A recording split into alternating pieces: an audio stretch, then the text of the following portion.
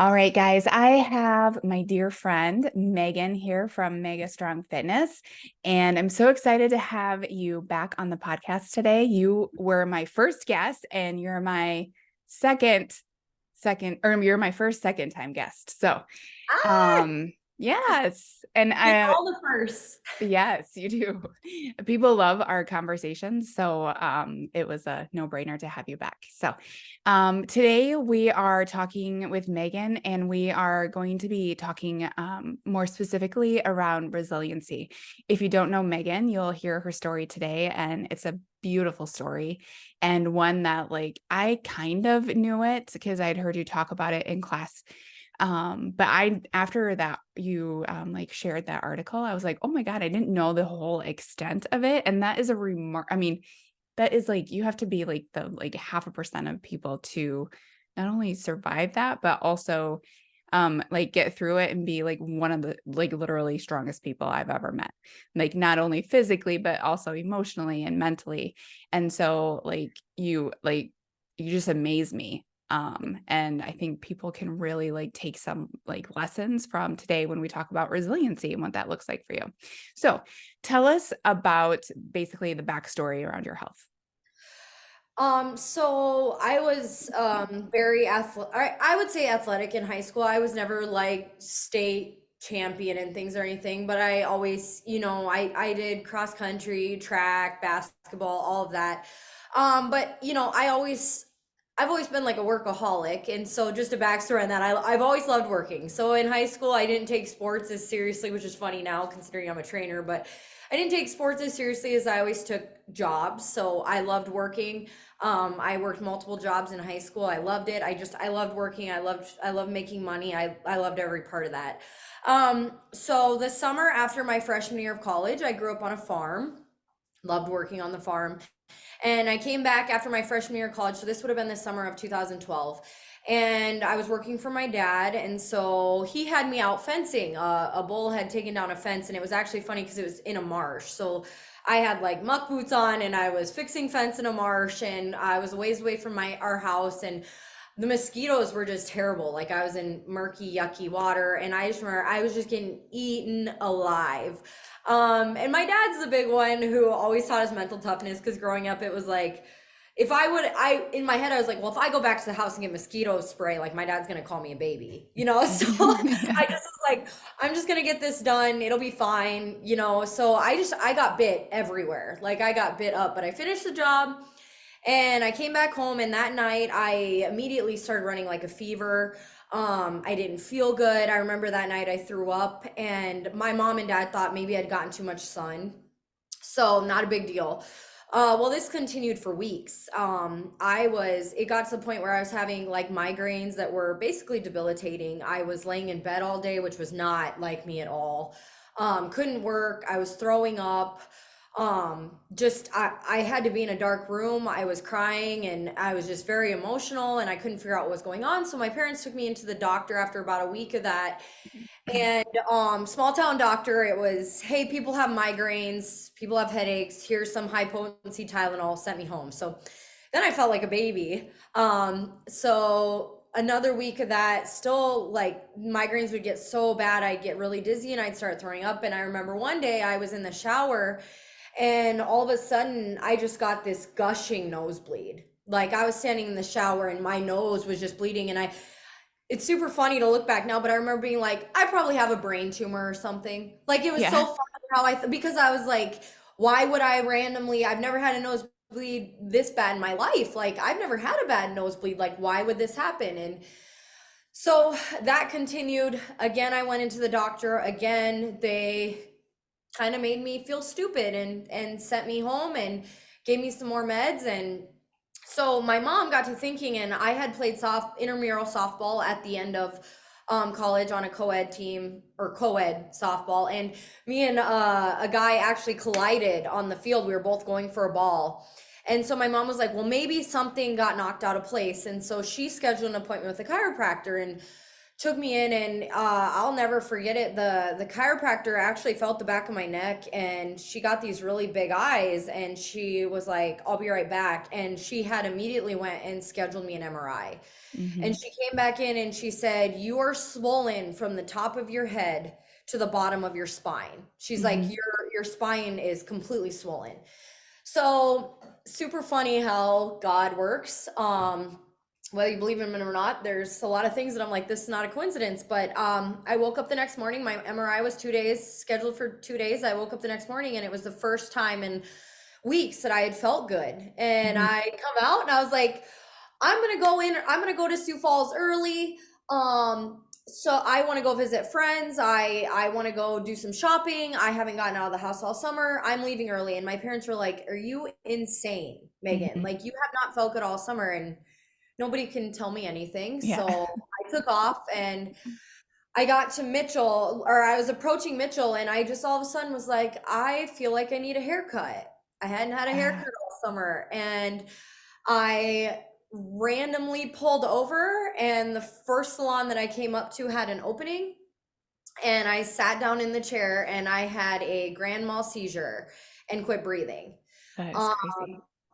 so they rushed me to Mitchell. With the Okay, so to back up, the craziest part of that is when I sat down in the chair. This. When No, you're fine.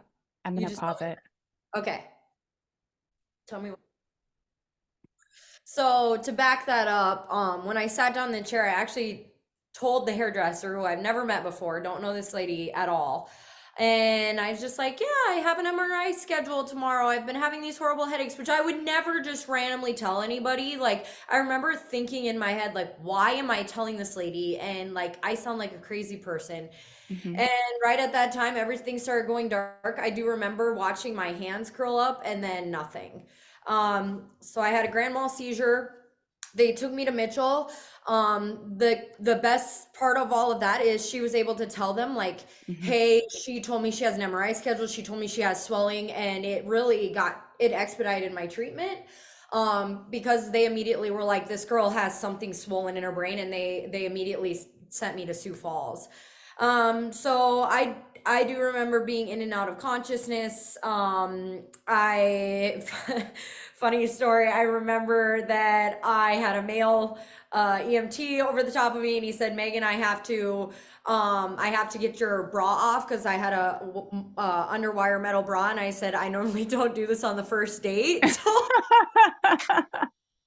I remember like random things. Yeah. But the main thing that I remember is that I kept thinking somebody was hitting me over the head with a hammer. Like, I Yeah. legitimately thought that like somebody was taking a hammer and hitting me on the top of the head. And by the time my parents arrived in Sioux Falls, I was in critical condition. They put me in an MRI machine. I quit breathing. They pulled me out, resuscitated me. They put me back in an MRI machine, and eventually got the scans that my brain was so swollen that there were like no ridges in my brain anymore. Like, my brain was like trying to basically bust out of my head. There was so much infection Yeah. in the fluid in my brain. And so by that time, I had slipped into a coma. My body pretty much just started shutting down by the time my parents got there. And that next morning, which was Father's Day, coincidentally, they actually told my parents, the doctor came in and said, like, "This is not good. Her brain has probably sustained some severe damage from this much swelling. If she does make it through the night, she will be severely handicapped or paralyzed, but we're not even sure that she will probably make it through the night, this next Yeah. night." My mom said she just remembers that she like hit the floor, and they called our church and our family, and everybody got together and prayed. And um 2 days later, my I actually woke up and my brother was in the room with me. My parents were finally getting some sleep in a family room, and I woke up, and even though I was paralyzed on my left side, I actually Mhm. woke up and asked for a cheeseburger. Yeah. Which, if you know me now, like, I love cheeseburgers. But Yeah. anyway, so, my brother is not an emotional person, but I do remember that he basically like started hyperventilating, and Uh-huh. he took off sprinting and screaming down the hall. Oh my Um, gosh. But it was a very long journey to come back from that. So when I woke up, was completely paralyzed on my left side, no movement. Poke me with a whatever, and I couldn't feel it. My whole left side was paralyzed, like paralysis on my mouth. I had a hard time speaking. My parents said it was basically like talking to maybe like a preschooler. I Mm-hmm. was very happy because I had no idea what was going on. Um, Mm-hmm. it was just, yeah, so just a really bad deal. So I had people said I was like sending out, like trying to send out text messages, and they weren't making any sense. And so from that point on, I was basically relearning from a kindergarten level. I spent 2 weeks in ICU, and then they got me out, and then I started physical therapy, speech therapy, all of it. And when my parents did get me home, they to get out of the hospital, I actually challenged to, if you're wondering how health and fitness has always played a role in my life, I wanted to get out of the hospital so bad, and I challenged my physical therapist to a push-up contest. I said, if I can do more push-ups than you, I get to get out of here. And he took me up on it. But before I could go home, they sat me down with a team of doctors. By this time, we had found out I had had viral encephalitis, which is swelling of the brain and spinal fluid, Mm-hmm. that Do I'd they gotten think that was from the bug bites? from the mosquitoes. Yeah, Yeah. Um, so basically, like very bad off strain of West Nile is what they sure. described it to me as. And before I could leave, they sat me down and they said, your life is now going to look very different. Mhm. You probably will not go back to school, because at that time I still, like you probably read in my story, when I left the hospital, I still wasn't even able to do math. Like I could look at 1 plus 2, and my brain couldn't put it together. Like I um, couldn't make that work. Nothing Mhm. connected. So they were like, you probably won't go back to college. You probably won't drive a car again. You probably won't work out again. And I just remembered that I was like, why would you even say that to me? Like I was so Yeah, angry. I was like, why would you say that to me? Of course I will, like, yeah, and it's funny, maybe it was because I was a little bit delusional or just the way I was brought up, but I never once, it was funny because I never once was like, oh, I'm never gonna like do this again. I was just like, yeah, oh, watch this, yeah, so I remember I got up and I left the room, and I was pissed, and I said, yeah, what, I don't, you guys, you're not going to tell me that. Mhm. So I worked very hard that summer. I worked with a tutor all summer long, and actually was able to get back up to like a high school level, and in reading and math and everything, and was able to take a half load at South Dakota State, where I went to Yeah. school. Um, and then with the help of obviously like the disability department and all that. But then that next semester I was able to take a full course load, and I just, one thing I always like to tell people, because like I said, I never like, I tried not to feel bad for myself during that time, and I still had a couple more seizures and was hospitalized after that, and I had to Mhm. take an insane amount of medications, and I still dealt with the brain swelling, and I went from being, survey of calculus in college thinking I was going to go for pharmacy to, yeah, that's a pipe dream, that's not going to happen, we have to redirect. Sure. Um but like the one thing that it did is, for once in my life, I had always been a determined person, and I always gave everything that I put my mind to 100%. But I finally was like, I need a direction. I need Mhm. to, I need to focus on what I'm going to do, and I need to go after it, because I kind of had the mentality like life is freaking short. Right. Yeah, And also absolutely. having grand mal seizures, I believe I had 2 or 3 after that one. Um, I was like, I guess tomorrow I might not wake up, you know? Right. Yeah, So I just kind of went into it with like the kind of no, not kind of, like a whole new outlook on life, and I was really sick of going through the motions after that. sure. Yeah. Um, so I kind of feel like I had a direction, and then after that, I went and I did an internship in Washington D.C. in a political office, and then I went and started working on campaigns. Moved to Mhm. Iowa randomly. Worked on a presidential campaign. I just finally like was like, I'm gonna take every opportunity I can and I'm gonna run with it.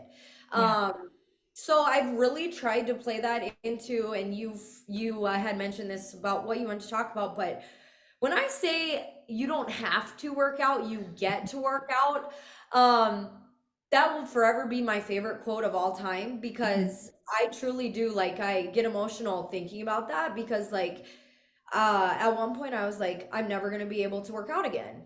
Like Yeah.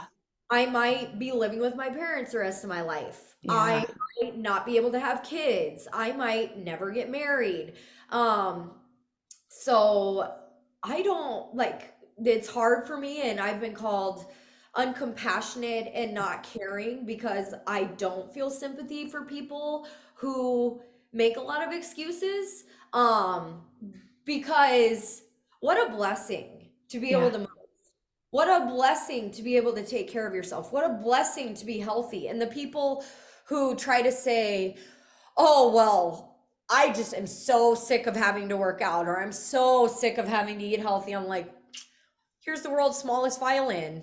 You know, like I just as where I've come from and like if you had ever been put in the position that I had been put in, you would never think like that. Right. What a Absolutely. blessing. What a blessing to be healthy. Like, Yeah. And like I told you, I hear that quote a lot. Like, you don't have to, you get to. And that's true, but it hits so much differently when it comes from you. And when it's like, no, I have been in the lowest of lows. I have been in like a place where I would never be able to walk again or have the life that you do have. And mhm. just the simple act of you getting up day in and day out and you are basically like leading a huge group of people and saying, no, you do get to do this. You are going to wake up tomorrow. You are going to get your workout in. And this is just how it is. Yep. And it just hits so much differently when it comes from someone like you who like didn't have like, you didn't wake up one day just like you are. You worked No. so hard where you are. And And the other part of that is that at one point just this past couple years I've finally gotten around to talk about this, but at one point I did call my mom when I was sitting in Iowa because I was on so many medications.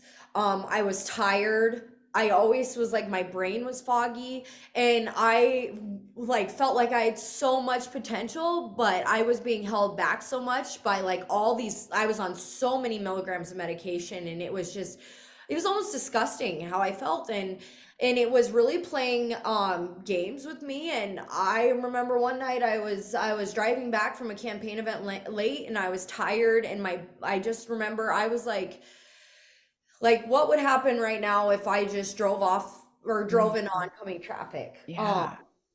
because I had headaches every day and I was like I'm gonna lose my job if I'm not performing and I was so far I was 8 hours 9 hours from my family and I was lonely and I like I said I was just tired and I felt like crap all the time and Hmm. I called my mom and I said I'm sick of it. I said I don't even want to be alive anymore and we need to do something and my parents literally that next day they scheduled an appointment with Mayo. They drove all the way down and got me. And my mom said she remembers I got in the car and she said I slept all the way there, went to my appointment. They found out I was on an insane amount of medications. Like every time I went to a doctor, they put me on a new medication. And so they were like, this girl is on, no wonder she feels so horrible. And Yeah.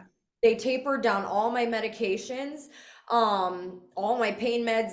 Like I was like, I'm ready to be done. And so we started the process of like weaning me off of them. And my mom said I got in the car and I slept all the way back. Like, Yeah. and she just said you were just mentally and physically like past your limits. You Right. were Yeah. just so far. And that's another reason that like I'm very anti medication. Uh-huh. I literally at one point in my life had so many different medications in my body that I felt like absolute crap and it literally pushed me to the point of where mentally I wasn't thinking straight. Yeah. Um so yeah, at one point in my life I didn't want to be alive. And Yeah. that's another thing is like people take it for granted and they probably think I'm stupid when I like say it's a beautiful day to be alive. Yeah. But that's another one of my favorite quotes because like what a blessing just to wake up today, Yeah, you you get another day on this earth. Like, don't know? let it just, pass you by Yeah. without, And taking. it's very hard for me because if you don't know my backstory, like I Mhm. said, I get called mean. I get called too much, too intense, too this, too that. And so I always say, I would rather be too much than too little. I would Yeah. rather have on my headstone, this girl was too much than she kind of just existed. Yeah, she just let life pass her by. Yeah, she just existed. I'm like, I'd rather be too much every day, all the time. Yeah. And I guess the people who love me, they know why I'm too much. Yeah. Well, It's like you're very memorable. People don't like good if or people bad. people like who know you, like no one will ever forget you once they know you. That's like the stance you make in people's lives, whether they like it or not, right? They can Yeah. take it or leave it. But you Yeah. have that way of like actually making imprints in people. And I think that you also like have that gift. And in so many of the people that you make that imprint on them, you kind of like shift them and you like they see things differently once they start to hear you. And I know a lot of people show up to your workouts just so that they can hear you like whip them into shape for the day. No, and like I said, I know that about myself. That is one thing that I do try to get across is like, hey, I know I can be too much. Hey, I Yeah. know I am so far from perfect. And I know that I'm not for everybody. I am definitely not everybody's cup of tea. I've Mhm. accepted that. And I think that's another part of life, right? Is accepting that like I'm never gonna be for everybody and I am Yeah. not gonna impress everybody and everybody's not gonna like me. And I used to be a people pleaser before all that happened to me, I was a people pleaser. And if I thought somebody didn't like me, it would keep me up Mhm. at night. And it's so Mm. funny now, somebody can rip me to shreds in an email, and I know I'm gonna go to bed tonight and I'm gonna sleep just fine. Because Yeah. I am not for everyone. And I've Yes. accepted that, Yes. And and that is that's that another thing, is like accept that. yeah, that's such a uh like a great time in your life when you finally accept that not everyone will like you and that's okay. Like that's a huge part of like finding your own peace in life is being okay that not everyone likes you. Yeah, and that's something that takes years, And my mom always laughs because she said, Megan, it took me into my 50s to like not give a crap what people think of me. And she's like, what a blessing for you. Not that you had to go through all that, but like you found that inner peace at Hmm. an early age. And I'm like, it is a blessing, because Hmm. like I wouldn't be able to do this program if I Right. hadn't found that inner peace that like I'm not for everybody and like I Hmm. wish nobody ill. And so going into it knowing that all I want is for everybody to be successful. That's Yeah. all I want. I want every client to feel good. I don't care if you have a six pack. I want every single client to feel good and I want them to realize like the potential that they have in life. Yeah. Like like living a life where you just go through the motions every day, like how horrible, How horrible Yes. to live a life like that. Yeah. Um, do you ever have any like setbacks now? Do you ever have any like side effects or anything that like lingers on? I still suck at math. I Were really you good at math before? Yeah, I mean, Oh. like, I wouldn't say that like it was something that I excelled in, but I could definitely like do math and figure math out. I can't. Mhm. Yeah. I have a really hard time with numbers, very much. Okay. So. Numbers is a thing that like, um, yeah, I don't. I even have. I have a really hard time remembering dates, years, birthdays, Oh, yeah. like anything with numbers. It doesn't come easy. Yeah. For me. So like people can tell me numbers and so sometimes it's hard because I'm like, I'm not a stupid person. And if Yeah. somebody doesn't know me or know why, then like sometimes I can come across like, wow, this girl is not that smart. Because numbers don't stick with me. Yeah. Um, so yeah, just that. But I've always said, I'm so lucky to be in the career that I'm in Yeah. because I don't use a lot of numbers. No, you usually count to like 10 and you set the Yeah, timer to like 40 and and that's good. everything's on my board in front of me, but no numbers, math numbers, definitely has not come back. Yeah. So that's if that's all that it is, like Holy Yeah. smokes, that's amazing. Yeah. You'll take it. And then, so at what point did you get pregnant with Riley? This is another funny story. So they started weaning me off my medications. Um, so that happened in 2012, and I was on the medications for like so late 2012. I was on the medications for like 2.5 years. Mm. 2 to 2.5 years, just every day taking all these meds. And then 2 years later is when I went to Mayo and they started weaning me off them. And I mean, also what a blessing that I never got addicted because I was on oxycodone Oh, for wow. a very long time for my Yeah. severe headaches. And one day I just was like, nope, I'm gonna wean myself off. And I did, which what a blessing. Like I said, I wasn't addicted or anything like that. And literally about 2 months after I weaned myself off of almost every medication, I found out I was pregnant with Riley. Oh my gosh. Um, another blessing, another surprise, Yeah. but Yeah. another blessing. And so yeah, I just I ended up in a very early relationship that I shouldn't have been in. My first strategy was I'm moving home. Hmm. So I moved home. That did not work out. So I am not with Riley's dad anymore, but I Hmm. ended up getting married to my college, the person that was my biggest crush in college, Oh, right? did you guys date in college? We I have kind of we always were hanging out like all the Yeah. time. So Yeah. Dirk and I we always would joke around with people that I was like, oh, Dirk Cool, he frustrates me, but I'll probably end up marrying him. Um, we are.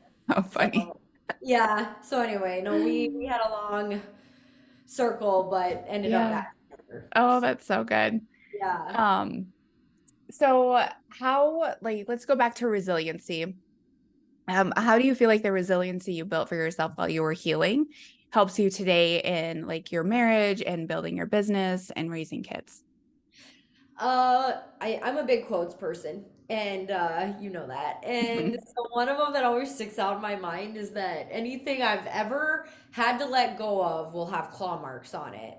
And so what I mean by that is like, I just really feel like this today's society, everybody is so okay with giving up Mhm. and so okay with, well, this didn't work out, so I'll just go to the next thing, and I'll just go to the next thing, and I'll just go to the next thing, and I'll try this fad diet, and I'll try that fad diet.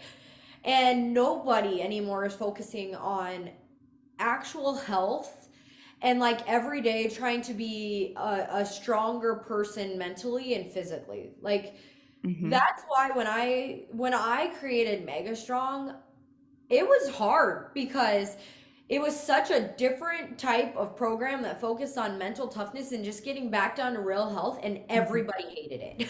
Yeah, because it wasn't Everybody. promising like a weight reduction or things like that. I never promised people Mhm. that they were going to drop 20 pounds. I never promised people that it was going to be quick and easy. I never marketed myself as some weirdly unique program that was just, I just was like trying to get back down to the basics. And I had people who really like deeply hurt my feelings Mhm. because I was really just trying to not lead people astray. Like Yeah. I was just trying to not market. Like I wasn't trying to market. I was just like trying to get back down to the basics of actual health and fitness. I was trying to make my clients tougher. I was trying to like prepare clients for real life Mhm. because like real life isn't rainbows and butterflies as I knew fully by then. Geez, like I went through that, and then right after I had gotten off the medications, then I got pregnant when I wasn't expecting to, and then I got married, and that was a huge mistake. And then I got an annulment, and then I was a single mom trying to raise a daughter on my own. And I was like, life can really kick you in the butt, you know? So, like, let's all try to every day get up and do something that is going to make us mentally and physically better. Yeah. And everybody hated it. And everybody said I was mean. And everybody said that I needed to change my program. And people told me that I needed to quit doing the program. And people told me that I took it too seriously. And family and friends were telling me I was going to fail. They were telling me I was a horrible businesswoman. Like it was terrible. I mean, there was a time, Jesus. yeah, yeah, there was a time there when I was like, geez, like I really feel like I'm onto something that could be great, you Yeah. know? Why do you think that they wanted to hold you back? Because everybody just I think they thought that they were preventing me from being heartbroken because Yeah. at the time I had like anywhere from 20 to 30 clients, which was not a lot. I know Mhm. that, but I loved what I did. Yeah.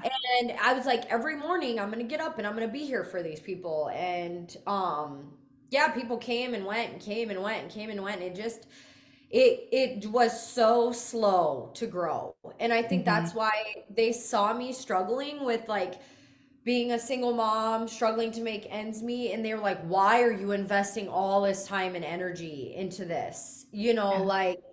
Like I would remember friends like we'd be like let's say I'd go after work for a drink with a friend or something and I'd say, "Hey, I have to get up in the morning, at 5, so I got to go." And they would be like, "Oh my gosh, just skip your workout. Who cares?" Yeah. Oh, I had that a lot. Like, oh my gosh, what? You have like 20 people and some of them aren't even going to show up. So like if they're not going to show up, why would you show up? And Right.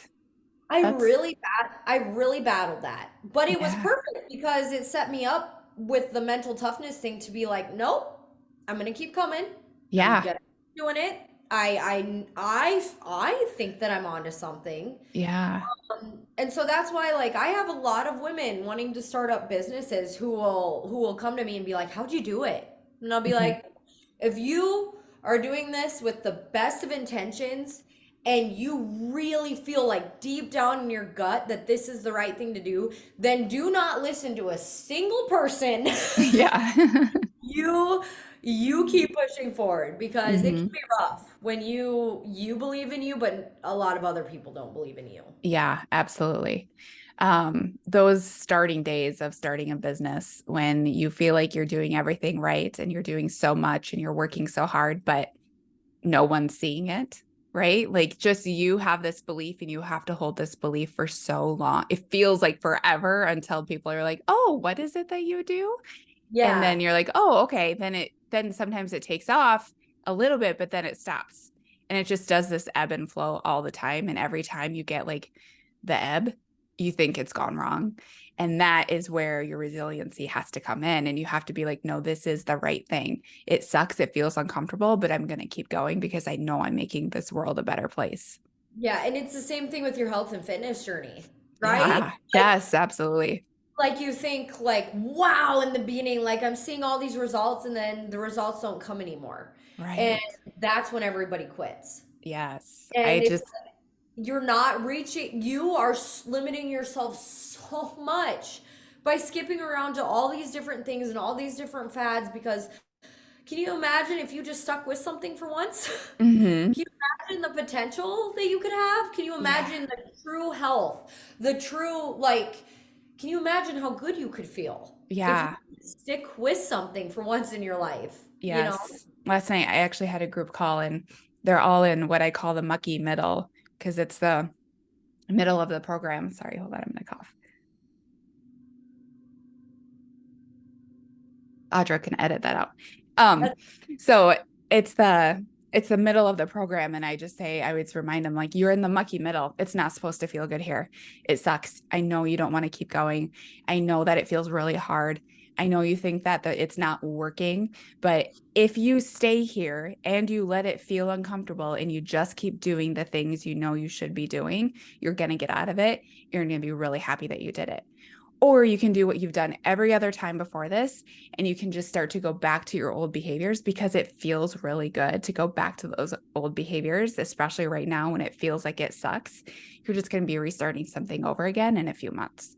So you can just choose to pursue and let it be uncomfortable right now, and then get to the other side and show yourself that you can do uncomfortable things and you can build that resiliency of being uncomfortable and showing yourself that it's okay. It's just a feeling. Yep. And that's what I had to get past too, and I'm sure you were here, is the people coming and going. Yeah. And the people that you're like, oh, you're doing so good and Mhm. you've seen all these results and you're on to something, and if you could just stick with it, and then the summer will come, and then they'll quit. And you're Yeah. like, you did it again. Yep. You let Yep. yourself down again. Yeah. And people they love to blame the coaches and the trainers and the programs and the this, and it's like maybe, and this, like it's always funny if somebody has another program, but like nobody wants to take personal responsibility anymore for No. their actions. Nobody wants to hold themselves accountable. And I'll say it 5 million times, is I know I'm tough on people, but like I'm Mhm. tough on myself. Yeah. Like Yeah. I try never ever ever to um say anything on a workout that I wouldn't say to myself. Hmm. Like I try never to say you need to do this if I haven't done it myself. Yeah. If I wouldn't hold myself to that standard, you won't hear me saying it. Hmm. And Dirk and I have both been through this. Dirk lost 50 pounds, and it was not an easy journey. And a lot of people don't have somebody like me being like, that's okay. You can be a baby today. That's fine. Right. You know, Yeah. but Yes. like I held him to the same standard that I held myself to for years. Hmm. Years. And I told him that I was like, I'm not asking you to do anything that I haven't done. Yeah. Yeah. Um, so just it's really hard watching people come and go, and watching clients. I would say that's the hardest part of my job, is trying not to take it personal when people Mm-hmm. are coming and going and coming and going, because it's like I guess eventually you've got to get sick of your own crap. Right. One of the other things that I see too is people not taking responsibility of their actions, blaming someone else or blaming the program. But some people I notice will take responsibility, or it seems that they're taking responsibility, but then they sit and they sulk in it for so long. Like, Mhm. well, what's wrong with me? Why can't I just get it together? And just like choosing to stay in this really shitty spot and not like taking that action to move forward, because sometimes it just feels better to sulk. And I just find that people stay there like too long because they think it feels good and it feels validating to sit there and sulk. And I'm like, if you need to sulk for a while, let it be just a very short time, but then you got to get up and you got to get moving and you got to start doing the things to take care of yourself. You can't stay here forever. And I'm probably not. I try to get that across to people right away, is I'm not good at that, because I always say, "Okay, that happened. Let's move forward." Mhm. And I'll have people who will try to come to me and be like, "Well, this and this and this and this happened, and then I responded like this, and I ate this, and I didn't work out for a week." And I'm like, "Okay, that happened. Now, what are you going to do to move forward?" And they don't want to hear that, right? No. They want you to sit and they want to walk you through Hmm. the woe is me. I did this. I'm mad at myself for this. And I'm like, I don't want to hear it. What are we Hmm. going to do to move forward? Like, Yeah. that's not me. That's not me trying to be mean. That's me saying, okay, it happened. I'm not Hmm. going to chew you out for it. But now it's time to follow with action. Like, Yes. let's Yeah. go. What are you Yeah. gonna do? How are you gonna plan your meals? Tomorrow, you're definitely gonna be on the workout, right? Like, Hmm. you realize how badly you've done, so now let's get back on track. But a lot of people, like, that's why I said I'm like, they're kind of taking responsibility. Like, they know they messed up, but they're not really Hmm. taking Hmm. responsibility. And they're looking to you for validation. Like, tell me that I'm doing it, that it's okay for me to feel this way. When Yeah. actually, like, you can't do that for them. They have to be like, are you okay feeling that way? And Yeah. if you need to ask me, like, maybe you're actually not okay feeling that way because you can't get your shit together. Yeah. And it's like I said, when people tell me my program is like strict and this and that, I'm like, really? Because like it's about taking some personal responsibility, is what it is. I'm not going to Mhm. chew you out if you miss a workout, but I'm also not going to sit here and baby you. And I think Yeah. that is why, because we become like, a lot of the trainers I see these days are doing the whole like give yourself grace, and Hmm. moving your body is better than nothing. And I'm not going to do that. I'm not going to do that. Like, no, nope, life's too short. Yeah. Yeah, I guess going for a walk around the block is better than sitting on the couch. I do Yeah. agree, but if you want drastic changes in your life, it takes drastic measures. Yeah. Don't say you want one thing, but you're not willing to do the work to do that thing. Exactly. Don't come to me and say, "Hey, I need to lose 50 pounds and I want to Mhm. change my entire life and I want to become mentally and physically tougher." And then in the next breath say, But today I just decided I'm gonna go for a walk around the block because it's Mhm. better than sitting on the couch. I'm like, okay, well, you know what you're gonna get for results? A body that looks like it maybe walks around the block. Yeah. Yeah. And That's if what that's not what you said you wanted, then don't be disappointed when that's what you have. you get what you work for. Exactly. You Yeah. get what you're willing to work for, and people do not like that. And Mhm. and you've heard me rant about this. Now we have all these shots coming out, Mhm. and it's frankly it's like very disheartening for me Mhm. because it's not like I'm like not happy for people that they're losing weight, but what those people are also going to want you to feel bad for them when they're experiencing a ton of side effects Right. Yeah. or or when they gain all the way back weight back, and it's like, but the rest of us were here working. The rest Yeah. of us were here doing it the healthy way. The Yeah. rest of us were just making good choices and working out every day. So why would I feel bad for you? You know Yeah. what I mean? Yeah. And the shot is just fixing an insulin problem. And that's just one little tiny piece of the puzzle. Like, yeah, Mhm. you're going to lose weight, but you also haven't made the physical, or you've made some physical changes, but you haven't, built the muscle along with it. But um, the mental and the emotional changes that have to go along with losing weight. People think it's just a physical thing. They think it's just your body that you're changing, but you yourself are changing. You're evolving when you're losing weight. You're becoming a different person. And if you think that just shooting yourself with an injection every day is going to help evolve you, you're going to be really disappointed. And you've actually just changed your insulin sensitivity, which actually, to be honest, that's what I teach all my clients to do anyway. So we just do it without a shot. Yeah, Um, we just do it by the natural way. yeah, yes. No, Yeah, and yeah, to each their own. But like I yeah. said, if you actually want to make drastic changes that aren't temporary, that aren't a Hmm. quick fix that lasts the rest of your life, that's an entire mental transformation. Hmm. That is entirely changing yourself from the inside out. I say this all the time. I'm actually I actually weigh the most I ever have, Hmm. because I like we all went through it. I've done the counting calories, I've done the starving myself, I've done the this, I've done the hours of cardio, I've done it all. And at this point in my life, I just love being strong. I Hmm. love feeling good, and I love being healthy. And if I Yeah, don't have a six pack, I don't really care. Cuz guess what? I can do anything I want to do physically. yeah. I am strong. I can lift so much more weight than I ever have. I can push myself so much farther mentally and physically than I ever have. I have such a good relationship with food. I Hmm. love eating healthy food. I love my cheat meal, but Hmm. I love fueling my body. And I Hmm. make decisions based on like, how is this going to fuel my body? How is this Hmm. going to make me feel tomorrow during this excruciating workout that I have planned? Yeah. And I just wish people could understand what a great feeling that is. You Yes, know, to get to the absolutely. point where it's like, could care less what the scale says. I'm Yeah. strong. Could care Yes. less what the scale says. I'm feeding my body what it needs to function at a very high level. Um, so yeah, I think of health and fitness so much different. And I realize everybody, which I never would want people to have to go through what I went through. Hmm. But what I do is I try to tell my story so that I hope that people can live through that and be like, wow, I am blessed that I get to work out today.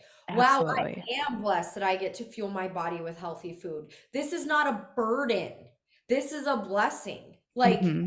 and just to be completely different than what society is now teaching us. Like health is the absence of medication. Hmm. Health is the absence of it. Why do we all think that like, oh, I'll go take that and I'll be healthy? I'll go no, Right. no, if you resort to that, that is the absence of being healthy. Hmm. And nobody wants you to hear that, right? No. Yeah, No. everyone wants the quick fix because, it's normal for your mind to want the quick fix to like go there right away because your mind is always looking to feel good. But you yourself have to step back and be like, no, that's not actually what I want. Like you have to take that authority in your life to know what do you actually want versus I want the quick fix. Give me something right now to make me feel better, to make me look better, and then I'll be happy. Right? That's what people always want is they want to be happy. That's what they're always looking for. And they think that changing their body will make them happy or having a pill will make them happy, things like that. But you have to step back and be like, no, is this really how I want to find my happiness with this pill, with this shot, with this quick fix over here? I'm going to cut out all these food groups and do all this weird stuff. And is that really how you're going to find happiness? And It's is that not. sustainable? Right. I was Yeah. gonna what happens after? You know, Yeah. like so you're spending all this money on this medication or this pill or this patch. So are you planning on doing that for the rest of your life? Or like Hmm. what if that stops working and you haven't done the work, put in the work to like make the changes? Like what's your long-term plan? And that's another thing that comes with like being in a program that involves daily work is Hmm.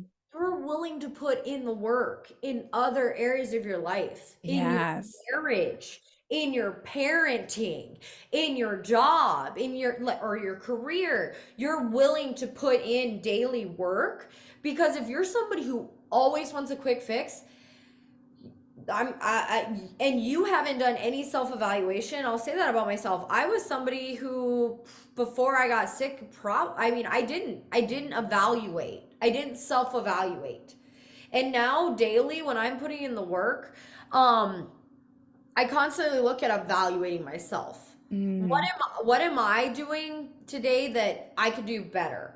Going yeah. 1% better every day. That's the same thing like with your marriage. If you're somebody who automatically resorts to, well, they're the problem, Right. Yeah. they're the problem, your marriage is likely to fail, right? Hmm. But if Hmm. everybody can take a step back and say, what can I do today to be a little bit better? What can I do Yes. to fix this? And realizing like that takes weeks and months and maybe years of work, like everything starts to seem easier. Yeah. Everything starts to get better because you're not anymore like, well, if this doesn't happen in a week, then I quit. Right. Yeah. Yeah. You know, it just like discipline really does set you free. It And sure does. Yeah.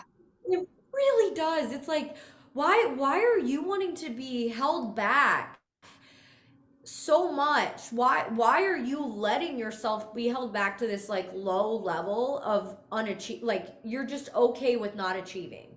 Yeah. I just wouldn't be okay with that. Yeah. Yeah.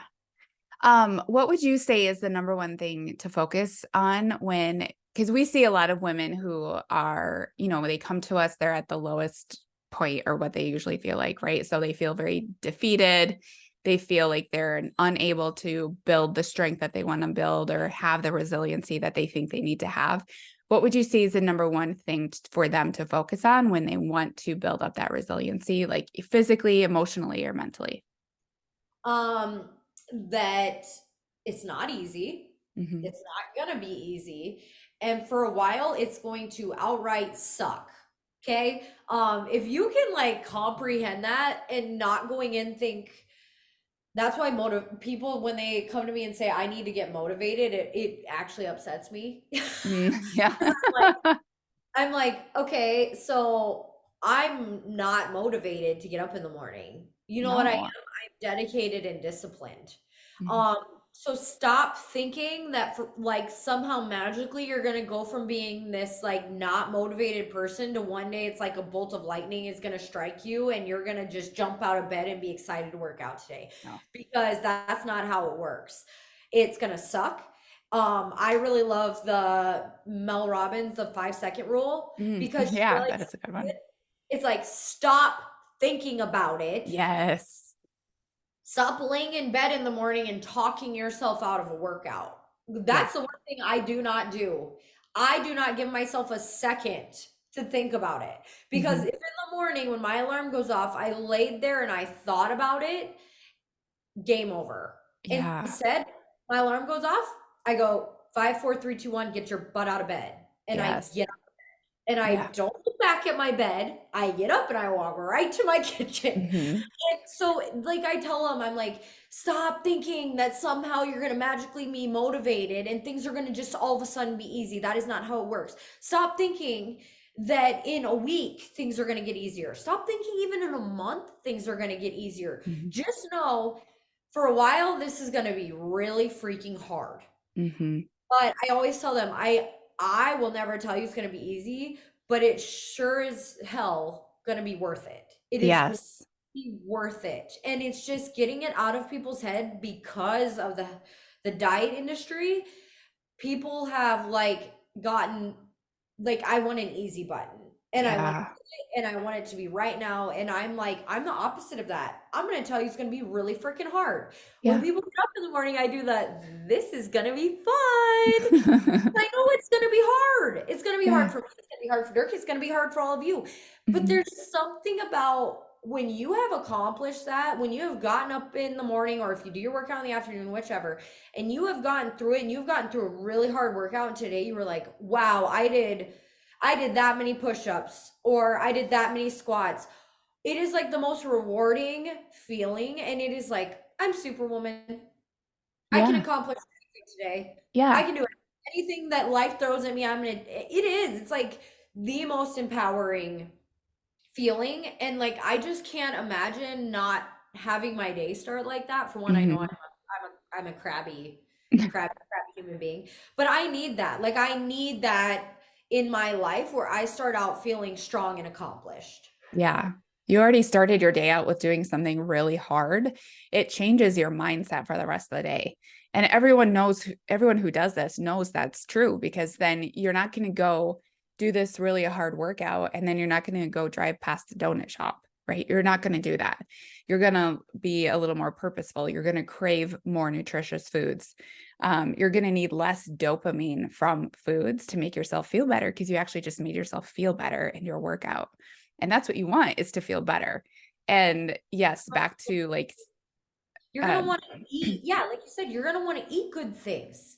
yeah, yeah, You're gonna want to fuel your body. You're not gonna want to be like, wow, I just really kicked my own butt in that workout. Let's go ruin it. right. You know, Yes. nobody Yeah. wants to do that. Yeah. And when the going back to like the thing in bed, yes, absolutely. Like that is such, I am always telling my clients, like, do not sit there and think about if you're going to work out or not. That is the biggest waste of time I can ever think about. Because if you think you're so tired, you're not actually sleeping then. So now No, you're just staying awake and you're ruminating on if you should get up or if you shouldn't get up, or you're hitting snooze over and over and over again. You're not actually getting the sleep that you need if you're so-called tired. Now you're not getting into a deep sleep pattern and you are also not working out. So it was a big waste of time. And I always tell and them, put your alarm clock on the other side of the room, get up and shut it off, and you don't go back. yeah, and that's the thing is like when people are like, "Oh, sorry, I rolled over and hit my snooze," and I'm like, "Okay, so why was your phone right by your bed? Yeah. Yeah. Like, Yeah. why was your phone within reach?" Hmm. Because that is one of the things that I talk about in the workouts is set multiple alarms, Hmm. sure, in case for some reason one doesn't go off, but put your phone away from your bed because if you've gotten up and shut an alarm off, like you had to walk across the room and shut it off, and then you convince yourself to go back to bed, completely on you. Yeah. Completely your fault. Like I can understand like half asleep rollover, shut an alarm off. Like sometimes, I mean, I don't do that, but like but if you get up and you've walked across the room, you weren't sleepwalking. No. You made a conscious decision now to go back to bed. So, Right. Yes. and that's where the self accountability comes in. Be Hmm. accountable for your actions. Okay, be accountable. Don't act like the people that constantly act like everything is out of their control. They drive me insane. They Yeah. drive me absolutely insane. Illness, death. Hmm. Yes, Hmm. those can be out of your control, Hmm. but your response, okay? Hmm. Your response to everything is completely in your control. Yeah. 100%. And people don't Yes. like that. In class, I say you are completely in charge of your attitude and your effort. Hmm. Always. You are completely in charge of those two things. So Absolutely. so when you kind of like take back that control, like, oh yeah, today I am in control of my attitude. Today I am in total control of how much effort I give to everything I do. Another way of like just that's totally empowering. Stop going through life playing a victim. Like I I can't even imagine where I would be at today if I would have said, "Oh, poor me, this happened to me, and so like the rest of my life now I'm just going to be a victim." Yeah. You could have easily like accepted what they told you. Yeah, imagine if I just said, okay, well, I'm not going to work hard in physical therapy. I'm not going to work hard in speech therapy. I'm not going to work hard in occupational therapy. I am just giving up. Imagine, Mhm. imagine if I would have said, nope, instead of, and it was completely mentally and physically exhausting for me. But imagine if I would have said, nah, I'm not going to do a tutor all summer. Yeah. Yeah. I would have Where would you be? I would have never gotten half the stuff back that I have if I would Yeah. have let it go. Imagine if I would have said, they're right. College seems like a lot of effort. I don't want to have to go back and be a part of the disability department. Yeah. If I imagine, I honestly don't know where I would be. It Yeah. wouldn't be, And I imagine that was a really tough pill to swallow to be like, I have to go back to college and I have to be in the disability program when before you were a completely high functioning person who was going for pharmacy. And then you chose to swallow that really hard pill, not see yourself as a victim and be like, I'm going to do the hard work and do this humbly. And I'm going to show up and I'm going to do it. And it only took a semester and you were back to the normal course load. if you work hard, a lot of things can actually happen very quickly. Um, it's people like to work fairly, how do I say this? They like to work they like to do the mediocre work and then Mhm. complain when things aren't happening quickly. Yeah. You know what I mean? Like they like to put in a mediocre amount of work and then when it's not happening, they like to take on the victim card. When in fact, if you actually put your head down and do really hard work, things are going to happen quicker than you think. Mhm. And that's what's so funny is people saw me struggle for 3 years trying to build this side business, coming and showing up every single day. Imagine how hard it was for me when I had 20 clients and I would get back very late at night, or it was only me and Riley was up all night or something, or she was sick, and I still showed up every day just like I do now, and to show up and then have like 5 clients on. Ah, Yeah, yeah. that That's resiliency. that was hard. I was Yeah. angry. I was frustrated. And so when COVID hit and like yes, my program did because I had showed up every day, because I had made my program known, because I had put in all the work, the first thing people thought is, "Oh, I can only work out from home now. Logically, I'm going to join Megan's program." Yeah. Because for 3 years they had saw Yeah. me putting in the work. So then Yeah. when COVID happened and my program took off, then everybody was like, oh my gosh, Megan's program just randomly took off and she didn't really even have to do anything. And wow, how lucky Megan was. And that was another thing that I was like, Yeah. don't you dare. No. Don't you dare say that my program just randomly took off because for 3 years I busted my butt day in and day out showing people and showing up for my clients and preaching and doing the quotes of the day and doing the work and so I get very frustrated with that. But yeah, Yeah. just oh, you're so lucky during COVID your program took off. No, Yeah. don't discredit me. Don't No. discredit me by saying that. No, I got goosebumps when you said that because you laid the groundwork for so many years and you didn't know that that's what you were doing. You didn't know that a pandemic was coming and everyone was going to be stuck in their house. But you did the groundwork, not knowing that actually you were ever going to have that opportunity come to you. But you did the work ahead of time. And then you were like blessed with things working out in that sense. But it's not that COVID like was the magical thing for you. It's the thing that you got up day in and day out and did the really hard stuff of having 5 people show up for a workout and you were exhausted and up with your baby as a single mom and doing that hard stuff. Like you, yes, you deserved every little bit of, yeah, maybe COVID happened and you had more people see you, but you had done the hard work before that. And I do tell people that. I said, yes, what COVID did is it made people actually give me a chance. Yeah. That's what Yeah. happened. COVID, people were like, "Oh, well, I'm stuck at home." Because there was such a like before COVID, there was such a like, well, I have to have a gym. Like Yes. I'm not, there's no effective home workouts. I have to have a gym. And Hmm. I was there preaching over and over, like, you don't need a gym membership. You Hmm. just need some dumbbells. If you're willing to push yourself, you can get an amazing workout in from the comfort of your home. And then when COVID hit, people were like, okay, well, maybe now I have to. And then they stuck with me. Yeah. So I always say like COVID let them try the program, but I put in the work to keep them in the program. Yes, absolutely. Yeah. So, and then obviously, Dirk will say time and time again, he's like, well, but I joined the program. So then,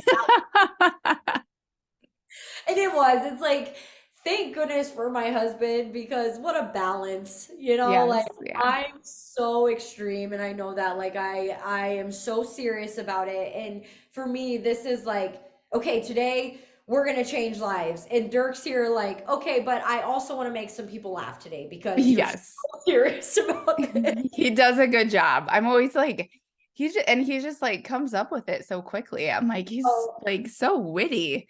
I the was, dad jokes are real. yeah, I always say good cop, bad cop. We got to yeah. get good cop, bad cop going. And like, you should see like our women, like, I would say, it's like funny, like more maternal, like in their 50s and 60s. If I like joke a little too hard with Dirk, which like we Mhm. say funny stuff, but if I like offend him, like when I said one day that his name was like kind of a stupid name, so many women were like, do not call Dirk's name stupid. Just like Oh, came so to his funny. rescue. And I was like, I did not mean that. I was trying to be funny. Yeah, yeah. But I'm glad that everybody's on Dirk's side and it's like, geez, okay, I won't say anything offensive towards him ever again. I will say I have a lot of clients who are perimenopause to menopause in that age range. And I usually have them start with Dirk's workouts and they really like him. Oh, everybody. They're Yeah, just like, I know. Like, I just love him. yeah, he's so great. I'm like, thanks. Thanks. Yeah, I know. I suck. No, No. it's like just such a I always say that. It's like so funny how I said that today. I was like, so many things had to happen for Mega Strong to become what it is. And I get like emotional talking about it because there were so many times that I did like I don't want to tell anybody that this was an easy journey or a Mhm, fun journey or that every single day I just absolutely adore everything about it. Because mhm, there's a lot of struggle. There's a lot of days. Somebody will tell me, that like literally, like they're like, you're a terrible person. And I have to evaluate if I did everything that day with the best of intentions. mhm. And so, and some days I'm like, did you? Did you? If you have to question it, maybe it wasn't. And I do have to go back and be like, yeah, so yesterday when I said this probably wasn't, the right way to do it. And, but we are live and I'm Mhm. just trying to show people like this is real life. Yeah. You're going to see a struggle and you're going to see a screw up and you might see me trip over a dumbbell and you might see Dirk say something stupid and it's real life and life is messy and Yeah. it's not filmed in a studio and then edited afterwards. It's messy. No. And like Yeah. your kids are going to run into your workout and stop thinking your kids are going to sleep in every day and let you get this perfect workout in because ours don't, you know? Yes. Yeah. And health and fitness isn't easy and it's not quick and it's a long and it's years and years of hard work and it's messy and but it's like, wow, what if everybody just gave up, you know? Right. Like Yeah. what why? Imagine if I just gave up.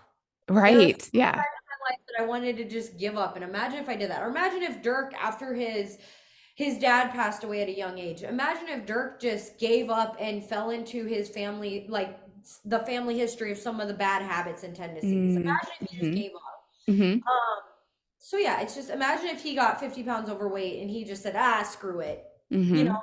Yeah. so like I always just say, like, don't discredit you don't know somebody's journey. You don't know what it took to get there. You don't know how hard they've worked. And I'm sure if you looked at Mega Strong from the outside looking in, it would look like a very easy, simple thing that just popped up overnight. Right. But it took a lot of work. And we No. do start trying to show people yeah, it's worth it.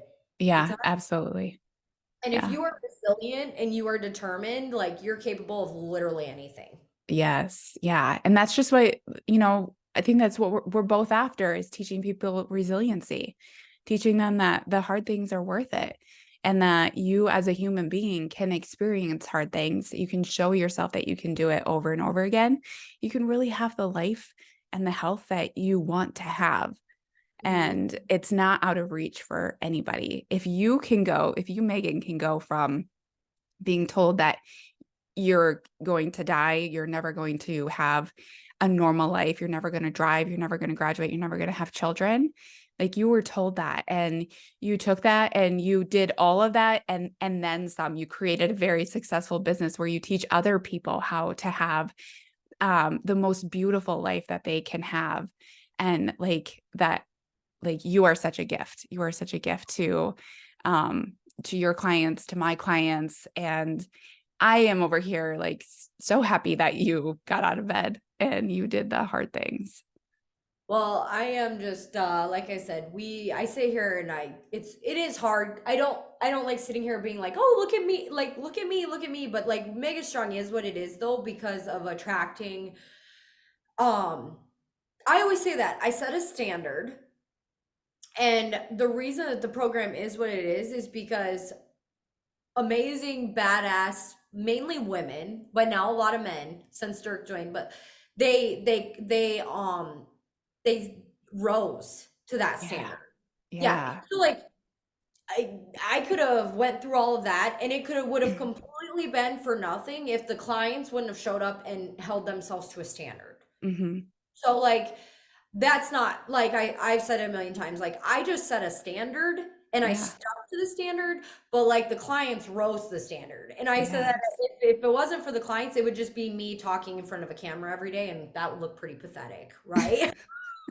Like that would be pretty pathetic. Let's be real. So we can stay here all day, and I do try to avoid the me because like our clients like we have clients in our program who have been through a heck of a lot more than me. They've experienced loss, they've experienced difficulty, they've experienced divorce, they've worked two jobs, they've been single moms. I have a woman who lost her husband at an early age and has four children and works two jobs, and she gets up every day and works out. Like I am not a badass compared to that woman. You know what I mean? Yeah. So you like that I'm inspired by the stories, and that's why it's like when I post all the time about these client successes, it's because it's like they are what makes this program. Like Yeah. they are what makes Mega Strong what it is. It's like we're nothing without like you. Like you came in and finally it was like, okay, I have somebody I can refer people to that truly loves and has a gift for the nutritional side and the emotional side of things that I don't Hmm. have. Um, so Dirk and I say that all the time. Like, we're very blessed that we have you to guide people through the eating side of things, which really for me is the hardest part. Yeah. Yeah. So yeah, for me, getting up every day and getting a workout in, like that's become fun for me. I still struggle, you know, with food and choices. So like Hmm. I just think who you surround yourself with, and I said that today in our quote, like who you surround yourself with will determine where you are at in the next 5 years. Yeah. Absolutely. Absolutely. So don't miss out on that either. Like Hmm. don't don't miss out on you can be eating and drinking all the correct things and getting all the exercise, but if you're also surrounding yourself with crappy human beings, Hmm. that's where you're going to end up. You're going to be the average of the five people you hang out with the most. Yes, yeah. And the one other thing that I've noticed, I'll throw this in there, is if you start to notice that you yourself are the most high functioning person in your group, you need a new group. Like you shouldn't be the best in your group. And sometimes that's an ego thing. Sometimes it's like I want to stay here because I know I am really like high functioning and I can do things and I feel better about myself being around people who don't do as much as me, but you're going to level off and you're going to, like you said, you're going to become the average of them. And so get uncomfortable and go find more people doing more things than you are. And I even think that me, it's like the going after things hasn't been the but like finding um really good, how do I put this? Like really good, compassionate, caring people Mhm. in putting them in my circle Yeah. has helped to level me out. Not that I'm Mhm. not compassionate, but like I have such a different way of showing that I care about people that I Mhm. almost end up seeming mean. So I Mm. have really tried to find people to learn from on how to just calm the heck down and and try to understand people better. Oh, Because yeah. Yeah.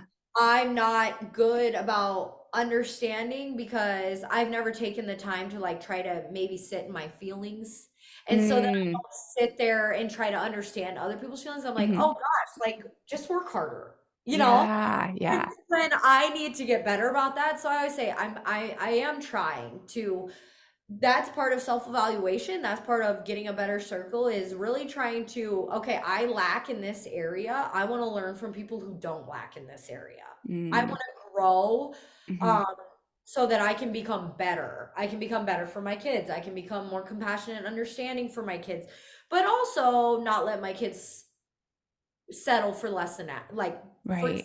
settle for average, right? Yes. Yeah. Passion for them, but not let them settle. Yes. Yeah. I have a hard balance with that with my kids too, is um I would actually say I'm more your type when it comes with my kids, is that I'm just always like, work harder.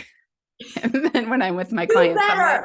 I'm like, what are you feeling? But then I go outside my office and I'm like, what is it? Why didn't you do this? So I'm trying, I'm like I feel like I'm Megan out there outside of my office, and in here, I'm like, let's talk about your feelings. See, I am not. I am trying so hard to be like, I'm going to take a deep breath and I'm going to try to understand today. You know, so I'm working on it, but it's my way. Like I said, I'm hardest on the people I love, and that is the absolute truth. If I wasn't hard on somebody, it's because I really don't care. You know what I mean? Yeah, yeah. I It's just easier to let it go.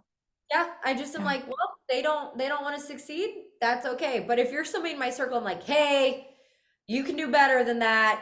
Let's Yeah. go. Stop Yeah. letting you're not settling. Stop it. You can do better.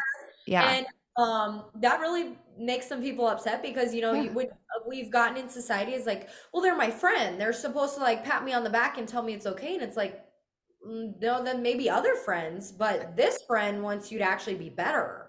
I'm not going to Yeah. sit there and let you wallow in self-pity. Like, what are you going to do today to fix it? Yeah.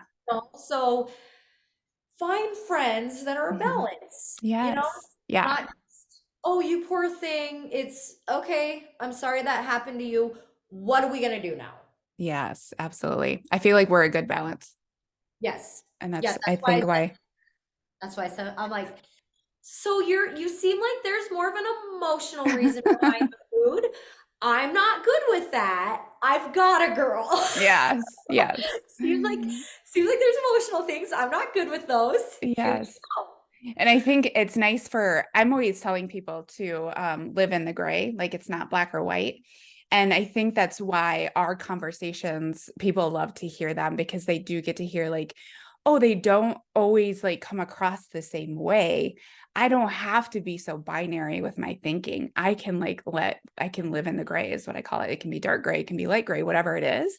Because in there, when it's not black and it's not white, you get to find yourself. And then when you find yourself within that, you can just keep going versus thinking I've done something wrong and I have to start over, or it's not working, or things like that. And that's the reason I fell in love with you as like just not only just a friend but as a nutritionist, because I never was like all or nothing. Never. Hmm. My program was never all or nothing. Like I always tell people, I'm like, okay, you need a rest day. I'm not gonna chew you out, take a rest day. But then tomorrow, get back on track. Or like, oh, you had two cheat meals this week. That's fine. I did that last week. That doesn't mean Hmm. start over. That just Yeah. means back on track. And so these like nutritionists or like coaches who are trying to set people to such a strict standard with their macros and stuff. I was like, I feel like that would be setting me up for failure. Yeah. Yeah. Well, that would be setting me up to like completely just be like, well, I went off the rails again, so I'm a Hmm. loser. Hmm. Um, it's not. It is a journey. It is Yeah. not a final destination. It is a forever journey. I will still be trying to figure it out when I'm 85. Yes. You know? Yes. I tell that to my clients too. And last night on our call that I was talking to them, I'm like, you guys want to be at the end because then you think that there will be no more discomfort and it won't be so hard. But here's the thing. I just got back from vacation and I ate an ass ton of sugar and I had Bloody Marys every day. And now I'm like, don't feel the greatest. Do I make it mean anything? I don't. And now I just go back to normal life, eating really good, clean things. And I just don't make it mean that anything has actually gone wrong. Nothing is wrong with me. Yeah. I'm a human being. I love me a Bloody Mary as much as the next person. And then also realizing like I think people think like I don't eat unhealthy and I'm a coach and so they hold me to higher standard. I'm like I'm a human too. And I'm just showing you how to be a human, but like a human who doesn't settle. So Right. it's just it's a balance. Like I am so far beyond like so far away from perfect, but if you can just being a real human and just showing people like this, like your journey and being honest about it, I think is and it's what you do, and I Mhm. love that about you because I'm really tired of like the social media fake everything, like look at all this healthy food that I eat all the time, and Mhm. it's like yeah, you also do photo shoots all the time. The rest of Yeah. us are doing photo shoots, and I'm not gonna eat like I'm preparing for a photo shoot all the time, you know? Right. That's exhausting. That Yes. is mentally and physically exhausting, and I don't Yeah. like it. I just And I'd rather put my energy towards like creating a better program for somebody, like, teaching a better way, learning something new versus always trying to cut and make my body look a certain way. I'd rather have the mental capacity and the physical energy to be able to make this world a better place than be able to look a certain way in a photo. and then be really angry at your husband and kids all the time. Oh gosh, yeah, I went through that. Yes. And then being hangry and mad. Yes. Yeah. Yeah. So Yeah. yeah, it doesn't have to be about deprivation. It's about finding what works for you, sticking to it. And if you get off track, getting right back on. And that's just part of when I say sticking to something like, okay, I fell off. Now I get back on. I Yeah. fell off. Now I get back on. Yeah. Crap happened, life happened. This doesn't mean I'm like a loser. This doesn't mean that I'm going to fail. It doesn't mean I'm destined. It doesn't mean the universe is out to get me. It's Mhm. just life. It's And just there life. and people are going through a heck of a lot more in this world than I am, right? Like Yes. Yeah. Yeah. that's another like even my story, like I meet or I hear stories all the time where I'm like, I can't even imagine going through that. There's always Mhm. somebody out there who has it worse than you. You know, like Yeah. there's always Mhm. somebody out there going through more than you, but they're working harder. They're Yeah. willing to put in more work. Yeah. And if you can stop that woe is me, that mentality that I do not like so much. If you can Mhm. just stop that and just say, I'm in total charge today of my attitude, total control of my attitude, my effort, Mhm. life's gonna get so much easier. It really. Absolutely. Yes. Good. Well, I it could was talk about this all day long. I I'm like, know. when are Yes. you done? Well, it was great to have you on again, Oh, I love and I it. will have you back again soon. Please do. I could have talked about this for the till 6 o'clock tonight. So Yes. Good. you're the best. All right. Thank you.